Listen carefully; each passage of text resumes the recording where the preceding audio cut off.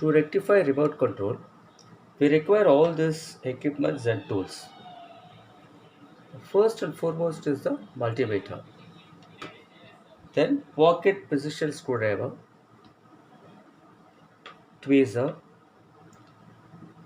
wire cutter and stripper, desoldering pump, knife, lead, desoldering wick, flux, and soldering iron.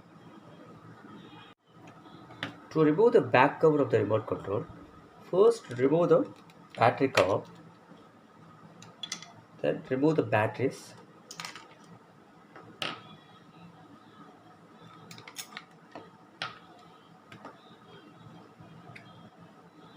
take middle screwdriver with star tip and remove these two screws.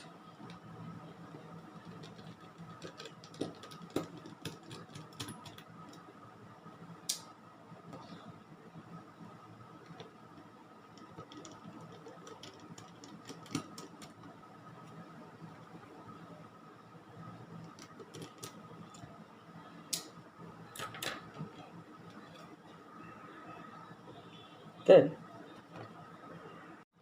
to remove the cover, just pull it, insert the knife,